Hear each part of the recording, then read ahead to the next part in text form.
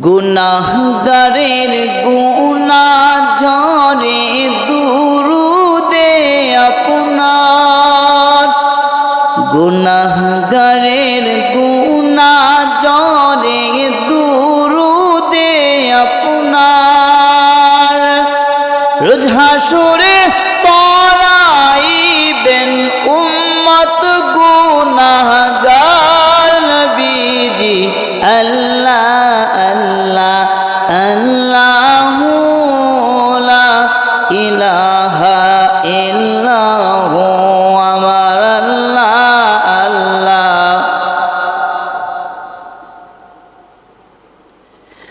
মৌতের তুফান চলবে যখন নবী গো আমরার, মৌতের তুফান চলবে যখন নবী গো আমরার। দয়া করে দেখা দিয়া বাঁচায়েন ঈমান নবীজি। আল্লাহ আল্লাহ আল্লাহু লা ইলাহা ইল্লাহু, আমার আল্লাহ আল্লাহ।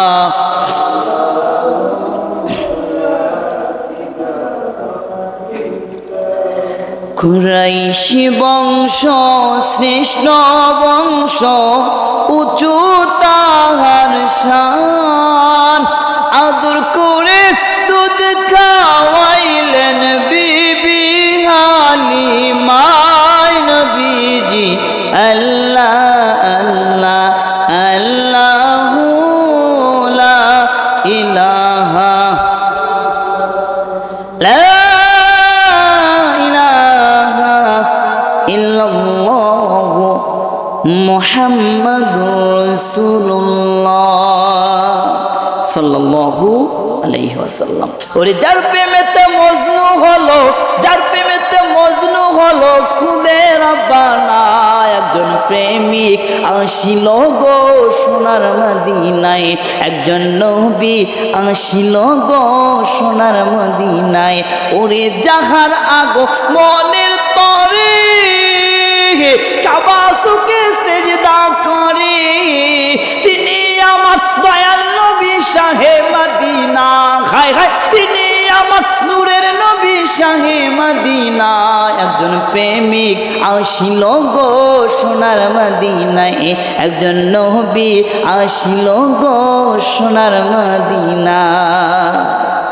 ইন্নাল হামদালিল্লাহিল আকরামিল্লাযী খালাকাল ইনসানা ওয়া কাররামা ওয়া আল্লামাহু মিনাল বায়ানি মা লাম ইয়ালাম। ফাসুবহানাল্লাযী লা ইহসা ইমতিনানুহু বিল লিসানি ওয়ালা বিল কলম। نشهد أن لا إله إلا الله وحده لا شريك له، ونشهد أن سيدنا ومولانا محمدا عبده ورسوله الذي أرسله بالحق بشيرا ونذيرا وداعيا إلى الله بإذنه وسراجا وقمرا منيرا. أما بعد فأعوذ بالله من الشيطان الرجيم. بسم الله الرحمن الرحيم. إن الله وملائكته يصلون على النبي يا أيها الذين صلوا عليه وسلموا تسليما اللهم صل على مولانا محمد وعلى آل سيدنا محمد اللهم صل على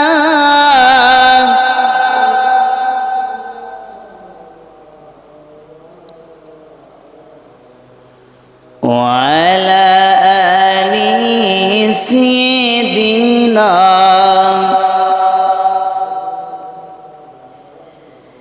চিন্তা করে দেখো রে মন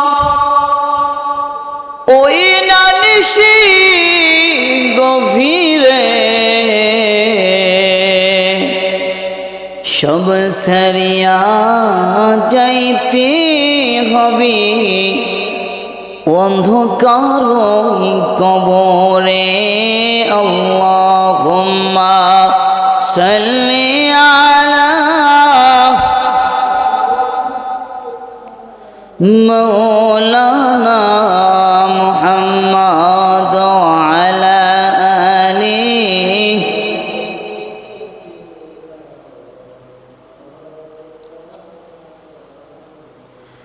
পরনের কাপড় খুলিয়া নিবে কাফনের কাপড় পরাইবে গোসল শেষে বান্দা তোমায় কবর মাঝে শোয়াইবে আল্লাহুম্মা সাল্লি আলা মাওলানা মুহাম্মদ ওয়ালা আলিহি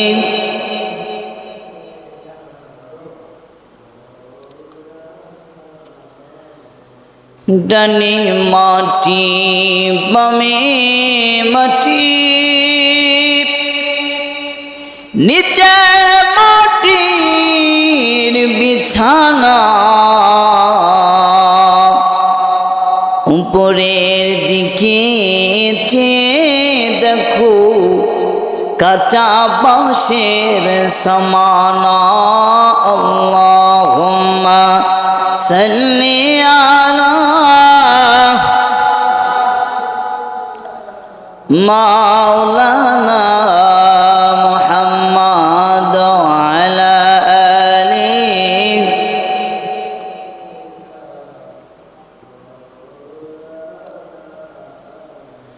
আল্লাহ আল্লাহ আল্লাহু লা ইলাহা ইল্লাহু আমার আল্লাহ আল্লাহ আল্লাহ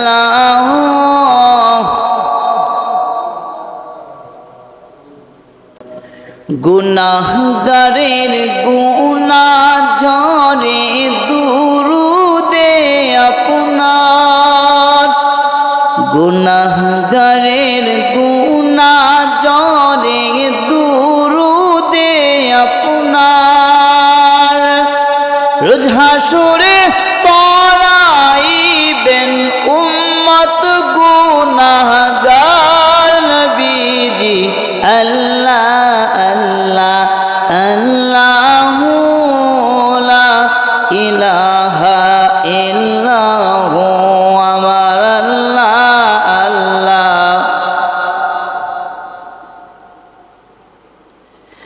মৌতের তুফান চলবে যখন নবী গো আমরাত মৌতের তুফান চলবে যখন নবী গো আমরাত দয়া করে দেখা দিয়া বাঁচায়েন ঈমান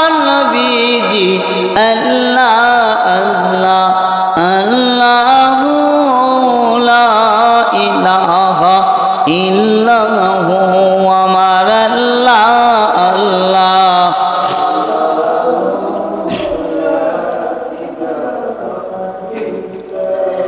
কুরাইশি বংশ শ্রেষ্ঠ বংশ, উঁচু তাহার শান। আদর করে দুধ খাওয়াইলেন বিবি হালিমায় নবীজি আল্লাহ আল্লাহ আল্লাহু লা ইলাহা লা ইল্লাল্লাহু মুহাম্মাদুর রাসূলুল্লাহ সাল্লাল্লাহু আলাইহি ওয়াসাল্লাম। আল্লাহ তাআলা রব্বুল ইজ্জাতের আলিশান দরবারে অসংখ্য অগণিত শুকরিয়া জ্ঞাপন করে নিচ্ছি যে মহান আল্লাহ তাআলা রব্বুল আলামিন দয়া করে মায়া করে ভালোবেসে মহাব্বত করে আমাদেরকে পবিত্র জুমার নামাজ আদায় করার জন্য আসার বসার তৌফিক দান করলেন। সকলে মন থেকে শুকরিয়া তার জ্ঞাপন করে নিচ্ছি। সকলে বলে আলহামদুলিল্লাহ। লক্ষ্য করি দুরূদ সালাম পেশ করছি আকায়ে নামদার তাজেদারে মদিনা আহমদ মুস্তফা মোহাম্মদ মুস্তফা আমার নূর নবী হজরতে মুহাম্মাদুর রাসূলুল্লাহ সাল্লাল্লাহু আলাইহি ওয়াসাল্লামের প্রতি। সকলে বলে সাল্লাল্লাহু আলাইহি ওয়াসাল্লাম। আমরা যে মাসটায় উপনীত হয়েছি পবিত্র রবিউল আউয়াল মাস, যেই মাসে আমার হুজুর সাল্লাল্লাহু আলাইহি ওয়াসাল্লাম দুনিয়ার বুকে আগমন করেছিলেন। অনেকে দেখবেন এই রবিউল আউয়াল মাস আসলে, ভাদ্র আশ্বিন কার্তিক মাস আসলে কুকুর যেমন পাগল হয়ে যায়, রবিউল আউয়াল মাস আসলে ওয়াহাবিরা পাগল হয়ে যায়। কথা বলেন ঠিক কিনা? কেমন করে বেদাত ফতুয়া দেবে, অমক ফতুয়া দেবে, তমক ফতুয়া দেবে, এই কাজে তারা ব্যস্ত থাকে। অথচ আমার হুজুর সাল্লাল্লাহু আলাইহি ওয়াসাল্লাম নিজেও তার মিলাদুন নবী পালন করেছে। বলেন না সুবহানাল্লাহ। হযরত আবু কাতাদা রাদিয়াল্লাহু তাআলা আনহু থেকে বর্ণিত, তিনি বলেন একজন সাহাবী আল্লাহ রাসূল সাল্লাল্লাহু আলাইহি ওয়াসাল্লামের কাছে আসলেন। আসসালাতু ওয়াসসালামু আলাইকা ইয়া রাসূলুল্লাহ, আসসালাতু ওয়াসসালামু আলাইকা ইয়া হাবিবাল্লাহ বলে সালাম প্রদান করলেন। সালাম প্রদান করার পরে জিজ্ঞাসা করলেন, আমার বাবা মা আপনার নুরানি কদম মোবারকে কুরবান হোক। ইয়া রাসূলুল্লাহ ইয়া হাবিবাল্লাহ, নবীজি বলেন বলেন আপনি প্রতি সোমবার রোজা রাখেন, কারণটা কি? আমার হুজুর সাল্লাল্লাহু আলাইহি ওয়াসাল্লাম বলেন, এই দিনে আল্লাহ তাআলা আমাকে দুনিয়ার বুকে প্রেরণ করেছে। আমি এই দিনে দুনিয়ায় এসেছি এবং আল্লাহর কালাম কালামুল্লাহ এই দিনে আল্লাহ তাআলা রব্বুল আলামিন দুনিয়ার বুকে পাঠিয়েছেন। জোরে বলুন না সুবহানাল্লাহ। এই দিনে পবিত্র সোমবারে আমার হুজুর সাল্লাল্লাহু আলাইহি ওয়াসাল্লাম দুনিয়ার বুকে এসেছেন। এই উপলক্ষে আমার রাসূল সাল্লাল্লাহু আলাইহি ওয়াসাল্লাম নিজেও প্রতি সপ্তাহে সোমবারে তিনি রোজা রেখেছেন। বলেন না সুবহানাল্লাহ। অনেকে বলে মিলাদুন নবী আসলে খুশি হওয়া যাবে না, অমুক করা যাবে না, তমুক করা যাবে না। তারা আসলে নিহাত বোকা ছাড়া আর কিছুই নয়। মুসলিম শরীফের ভিতরে হাদিসটা এসেছে, অনেক হাদিস গ্রন্থের ভিতরে এই হাদিসটা এসেছে। হজরতে আব্বাস রাদিয়াল্লাহু তাআলা আনহু আমার রসুলের প্রিয় চাচা যান, তিনি তার ভাই আবু লাহাব যখন দুনিয়া থেকে বিদায় হলেন, 1 বছর পর আবু লাহাবকে তিনি স্বপ্নে দেখলেন। জিজ্ঞেস করলেন, আবু লাহাব তুমি কেমন আছো? বলে, আমি কবরে শান্তিতে নাই, কিন্তু একটা দিন আমার জন্য সপ্তাহে শান্তির জন্য বরাদ্দ রাখা হয়েছে। কোন দিন? সোমবার। কেন রাখা হয়েছে? বলে, এই সোমবারে যখন আমার ভাতিজা নূর নবী মুহাম্মদ সাল্লাল্লাহু আলাইহি ওয়াসাল্লাম দুনিয়ার বুকে আগমন করেছিলেন, আমার দাসী যখন আমাকে এই সংবাদটা দিচ্ছিলেন, আমি 2 আঙ্গুলের মাধ্যমে তাকে বলেছিলাম ঠিক আছে, খুশি হয়ে আমি তাকে আজাদ করে দিয়েছিলাম। এই আজাদ করে দেওয়ার কারণে আমার রসুলের, আমার ভাতিজার জন্মের আগমনে খুশি হওয়ার কারণে আল্লাহ ওই দিন আমার আযাবকে মাফ করে দিয়েছেন। বলেন না সুবহানাল্লাহ। এমনকি আমার ওই 2 আঙ্গুলের মাথা দিয়া এরকম ছিদ্রের মতো হইয়া রস আসে, জান্নাতি পানিও আসে, আমি সেইটা পান করি এবং আমার তৃষ্ণা কিছুটা হলেও নিবারণ করি। বলেন না সুবহানাল্লাহ। 2 আঙ্গুল দ্বারা যদি দাসীকে আজাদ করে দেওয়ার কারণে কাত্তাকা হয়, তার যদি এই অবস্থা হয়, মুমিন মুসলমান আমরা যদি ঈদে মিলাদুন নবী আমার রাসূলের আগমনে খুশি হই, তাহলে অবশ্যই অবশ্যই আমাদের জন্য আল্লাহ যা রাখছেন, কথা বলেন ঠিক কি না? ওয়াহাবীরা যা বলে বলুক, তাতে আমাদের কিছু যায় আসে না। আমার মুসলমান ভাইরা রে, পদ্মার অন্তরালের মাগো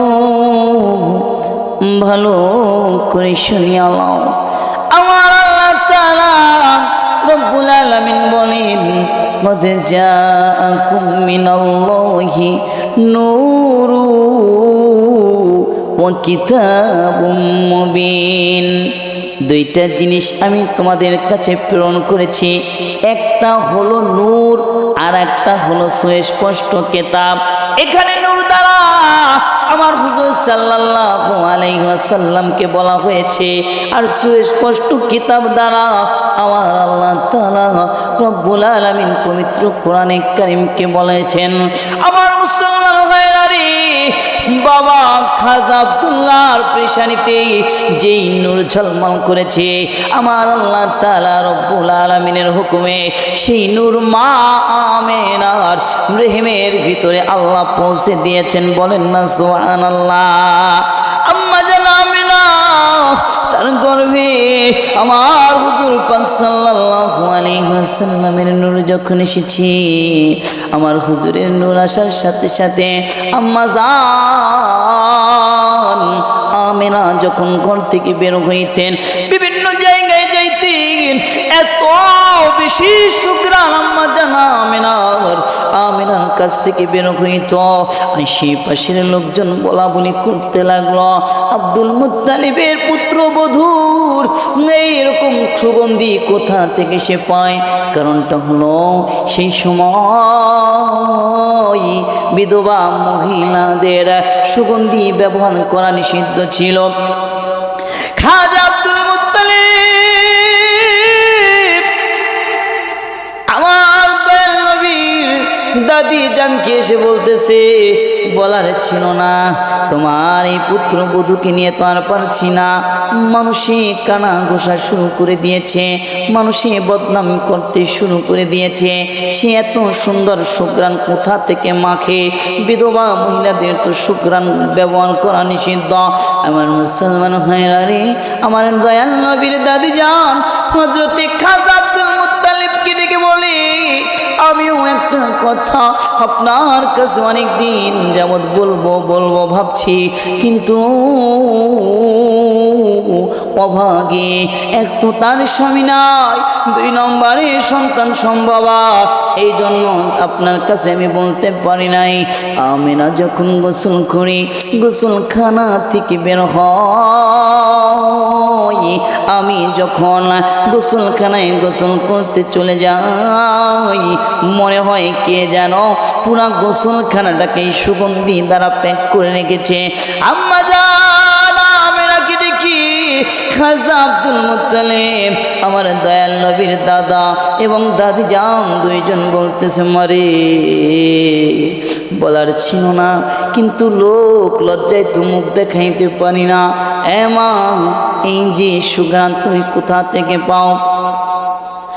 আমিনা এবার থেকে একটু তুতু নিক্ষেপ করেছে, থুতু নিক্ষেপ করতে দেরি আছি, সুগন্ধের তুফান উঠতে দেরি হয় নাই। বলে, বাবা এই সুঘ্রাণ তো আমার নয়, এই সুঘ্রাণ হলো আপনার নাতি। আমার পেটের ভিতরে যেটা আছে, যেই দিন আমার পেটে এসেছে সেই দিন থেকে সুঘ্রাণ বের হতে শুরু করেছে। বলেন না সুবহানাল্লাহ। শুধু তাই নয়, যেই দিন আমার গর্ভে এসেছে, 12 জন রাসূল আমাকে এসে সালাম প্রদান করেছে।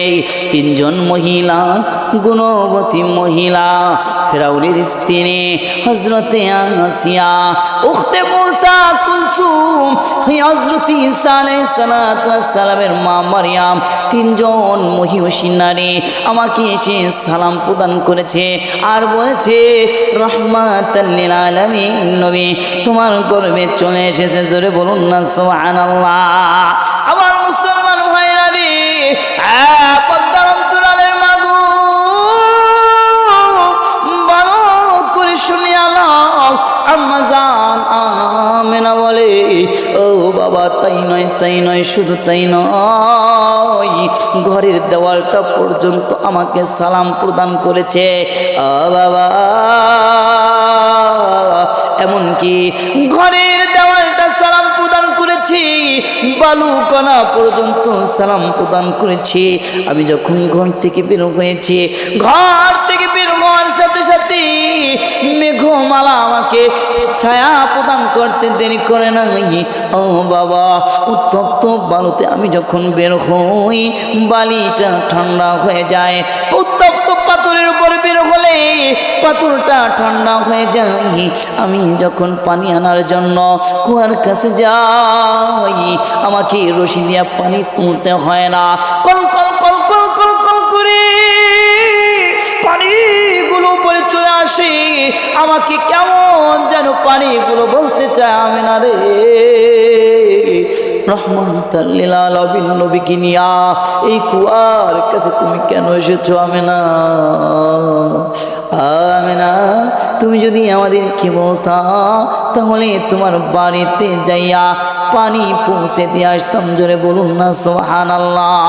আমার মুসলমান ভাইরা রে, পদ্মার অন্তরালের মাগো ভালো করে শুনিয়া লও। আমার হুজুর সাল্লাল্লাহু আলাইহি ওয়াসাল্লাম যেই দিন দুনিয়ার জমিনে এসেছে, 1 ফোঁটা নাপাক রক্ত পানি আমার হুজুরের গায়ে ছিল না। জোরে বলুন না সুবহানাল্লাহ। আরেক শ্রেণীর গাধা আছে যারা বলে আমার হুজুর নাকি তাদের মতোই মানুষ, বলেন না নাউজুবিল্লাহ। এই দাদা, তুই যখন দুনিয়া আসছস, পচা গান্দা রক্ত পানি দিয়া তোর শরীর ভরা ছিল, আমার নূরের নবীর গায়ে 1 ফোঁটা রক্ত কাদা পানি ছিল না, বলেন না সুবহানাল্লাহ। আমার মুসলমান ভাইরা রে, দুনিয়ায় আগমনের আগে মায়ের গর্ভ থেকে, মা আমিনার রেহেম থেকে কুদরতিভাবে মুসলমানি সুন্নতে খাতনা করে দেওয়া হয়েছে, নাভিটাকে কর্তন করে দেওয়া হয়েছে। দুনিয়ার জমিনে আসার পরে রাখতে দেরি হয়েছে, সিজদায় পড়তে দেরি হয় নাই, বলেন না সুবহানাল্লাহ। ওরে যার প্রেমেতে মজনু হলো, যার প্রেমেতে মজনু হলো খুদে রব্বানা, একজন প্রেমিক আসিল গো সোনার মদিনায়, একজন নবী আসিল গো সোনার মদিনায়। ওরে যাহার আগো মনের তরে কাবা সুকে সেজদা করে, তিনি আমার দয়াল নবী শাহে মদিনা। হায় হায়, তিনি আমার নূরের নবী শাহে মদিনা। একজন প্রেমিক আসিল গো সোনার মদিনায়, একজন নবী আসিল গো সোনার মদিনা। আমার দয়াল নবীজি দুনিয়া আসতেই সিজদায় পড়তে দেরি হয় না। আমার মুসলমান ভাইরা রে, আমার আল্লাহ তাআলা রব্বুল আলামিন আমার হাবিবকে দুনিয়ায় এতিম করে পাঠিয়েছেন। দুনিয়ায় যখন আসছে, আসার পরেই আম্মা জান মা আমেনা তিনি কাঁদতেছিলেন। আমার রাসূল দুনিয়ায় যখন আসছে, আসার পরে তিনি যখন কাঁদতেছিলেন, জিজ্ঞেস করা হয়েছে আমেনা তুমি কাঁদো কেন?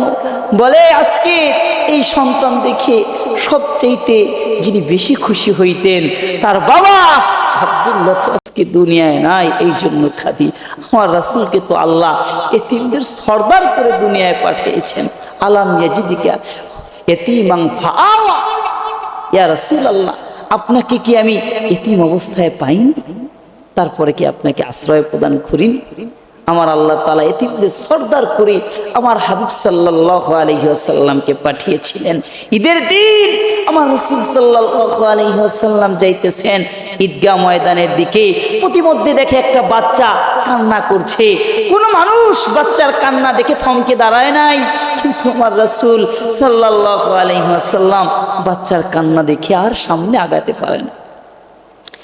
বলতেছে, বাবারে তুমি কেন কাঁদো বলো? বলে, না না না, আপনার কাছে বলা যাবে না, আমি এতিমদের সরদার যিনি মুহাম্মদুর রাসূলুল্লাহ সাল্লাল্লাহু আলাইহি ওয়াসাল্লামের কাছে আমি বলবো। আমার রাসূল সাল্লাল্লাহু আলাইহি ওয়াসাল্লাম হাঁটু গেড়ে বসে গেলেন, বললেন, বাবা যার অপেক্ষায় তুমি রয়েছো আমি তো সেই মুহাম্মদুর রাসূলুল্লাহ। বলো বাবা তোমার কি এমন দুঃখ? বলো, হুজুর আমি জন্মগ্রহণ করার কিছুদিন পরে আমার বাবা দুনিয়ার থেকে বিদায় হয়েছে। আমার বাবা দুনিয়ার থেকে বিদায়ের পরে আমার মার অন্যত্র বিবাহ হয়েছে, কিন্তু ওই যে আমার সৎ বাবা আমাকে কোনো রকম দেখতে পারে না। আমার মা যদি আমাকে একটু খানা পিনা দেয়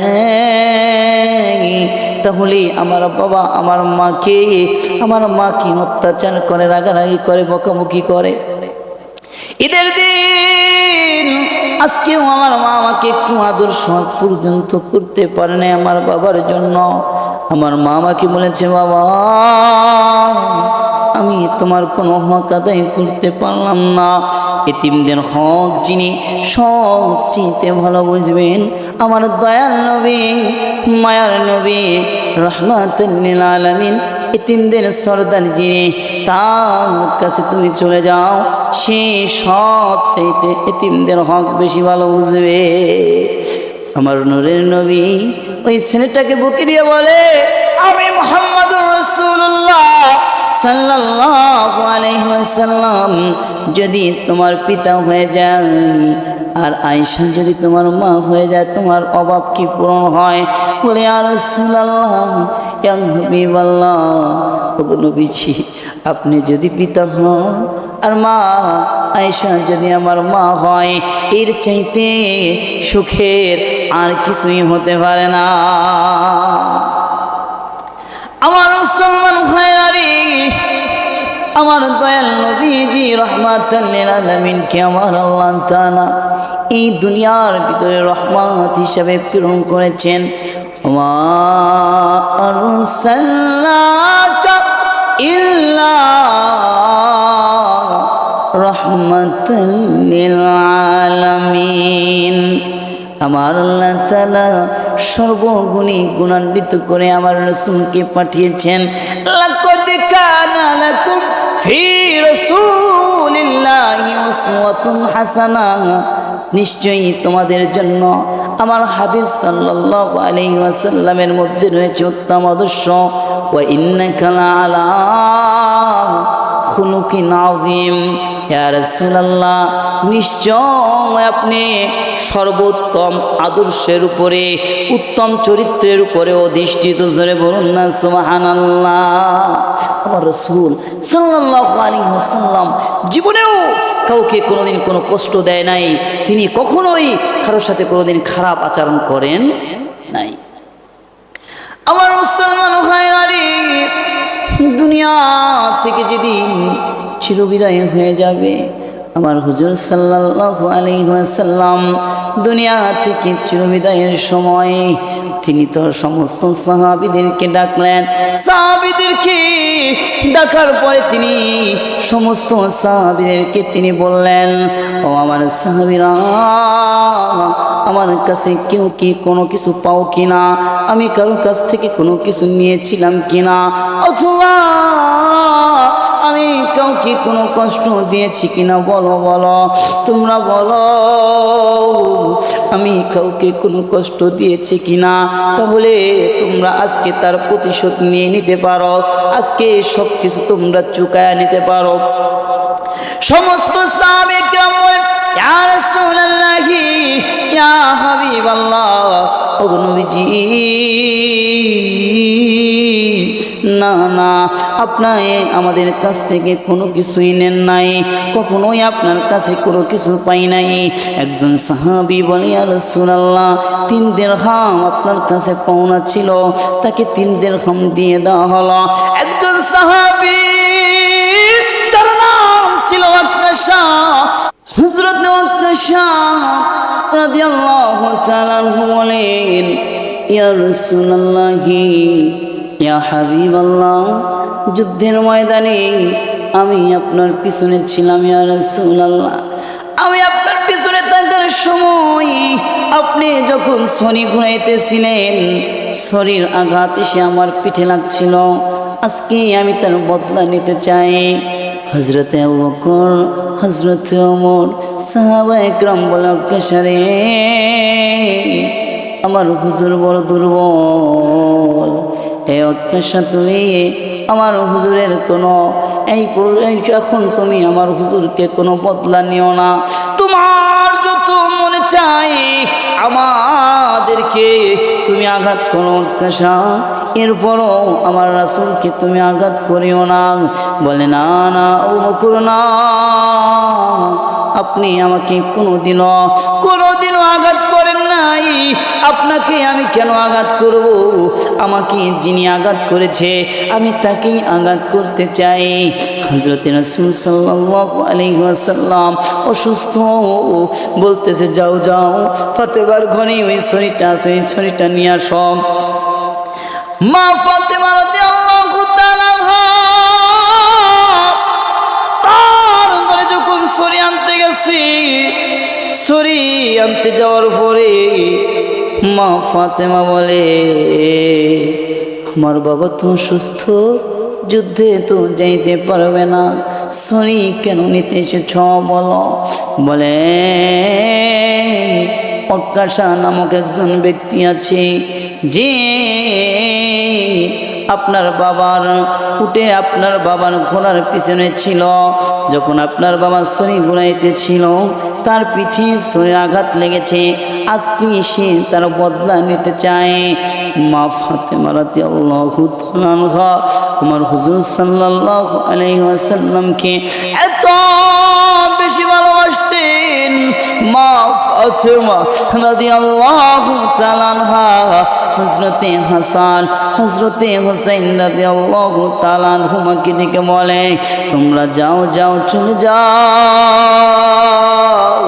তোমরা চলে যাও, যতক্ষণ পর্যন্ত তোমাদের শরীরে প্রাণ আছে, যতক্ষণ পর্যন্ত তোমাদের শরীরে প্রাণ আছে, ততক্ষণ পর্যন্ত একটা শরীর বাড়িও যেন তোমার নানার গায়ে না লাগে।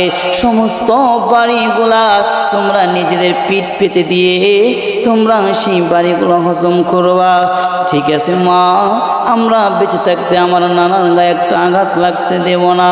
ওয়াক্কাশা রাদিয়াল্লাহু তাআলা আনহাকে ইমাম হাসান ইমাম হুসাইন রাদিয়াল্লাহু তাআলা আনহুমা দেখে বলে আমার নানার সাহাবী, তুমিও তো আমার নানার সাহাবী, তুমি তো দেখতেছো আমার নানা দুর্বল হয়ে গেছে, অসুস্থ হয়ে গেছে, আমার নানাকে এই অবস্থায় তুমি আঘাত করো না, যতক্ষণ তোমার মনে চায় আমাদের দুই ভাইয়ের উপরে আঘাত করো, এরপরও আমার নানার উপরে তুমি আঘাত করিও না। আমার মুসলমান ভাইয়ারি ও বদর অঞ্চলের মগু ওয়াক্কাশা রাদিয়াল্লাহু তাআলা আনহু এইবার হাসান হুসাইন রাদিয়াল্লাহু তাআলা আনহুমাকে ডেকে বলে না না না, তোমরা তো আমাকে কোনো আঘাত করো নাই, আমি কেন তোমাদের আঘাত করব? আমাকে যে আঘাত করেছে আমি তাকে আঘাত করতে চাই। আমার মুসলমান ভাইরা রে, এইবার বলতেছে আমার রাসূল বলতেছে ওয়াক্কাশা তাড়াতাড়ি তোমার প্রতিশোধ তুমি নিয়ে নাও। ওয়াক্কাশা বলে ইয়া রাসূলুল্লাহ, যেই দিন আমি ঘোড়ার পিঠে ছিলাম, আপনার পিছনে ছিলাম, আমি ছিলাম খালি গতরে, আমার গায়ে কোনো জামা কাপড় ছিল না। ইয়া রাসূলুল্লাহ ইয়া হাবিবাল্লাহ, আপনি আপনার জামা কাপড় খুলে নেন, তারপরে আমি আঘাত করতে চাই।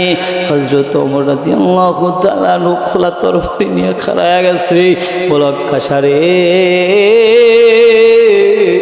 অনেকক্ষণ যাবত আমি তোমার তামাশা দেখছি, আর একটা বাজে কথা বললে তোমার কল্লাটা আমি উড়িয়ে দিব। আমার হুজুর সাল্লাল্লাহু আলাইহি ওয়াসাল্লাম ওমর রাদিয়াল্লাহু তাআলা আনহুকে বসিয়ে দিলেন। বললেন, ওমর রে, তুমি বসে পড়ো, আর একটা কথা বলবা না। আমার রাসূল যখন তার জামা মোবারক, জুব্বা মোবারক যখন খুলেছে, খুলানোর সাথে সাথে মোহরে নবুয়তের উপরে হযরতে ওয়াক্কাশ একটা চুম্বন করেছে। বলে, ইয়া রাসূলুল্লাহি, ইয়া হাবিবাল্লাহ, ওগো নবীজি, আপনার নুরানি জবান মোবারকে আমি শুনেছি, যদি কেউ আপনার মোহরে নবুয়তের উপরে চুম্বন করতে পারে, ওই ব্যক্তি জান্নাতে যাওয়া ওয়াজিব হয়ে যায়, আপনার সাথে জান্নাতে যাবে। আজকে এই সুযোগে আমি এই চান্সটা নিয়েছি। ইয়া রাসূলুল্লাহ, ইয়া হাবিবাল্লাহ, আপনি আমাকে মাফ করে দেন। অসুস্থ অবস্থায় তারপরেও তিনি কোনো প্রকার কি করেন নাই, মানুষের কোনো হক তিনি রাখেন নাই, জীবনে কাউকে কোনো কষ্ট দেন নাই। কত আঘাত, কত কিছু আমার হুজুর সাল্লাল্লাহু আলাইহি ওয়াসাল্লামকে করেছে, এরপরেও আমার হুজুর সাল্লাল্লাহু আলাইহি ওয়াসাল্লাম কখনোই মানুষের সাথে খারাপ আচরণ করে নাই, সবার সাথে তিনি ভালো আচরণ করেছে। মাতা পিতার সাথে আমার হুজুর সাল্লাল্লাহু আলাইহি ওয়াসাল্লাম ভালো আচরণ করেছে, সন্তানদের সাথে ভালো আচরণ করেছে, ভাই ব্রাদার আত্মীয় স্বজনদের সাথে ভালো আচরণ করেছে। এরপরে সমস্ত পৃথিবীবাসীদের সাথে আমার হুজুর ভালো আচরণ করেছে। জোরে বলুন না সুবহানাল্লাহ।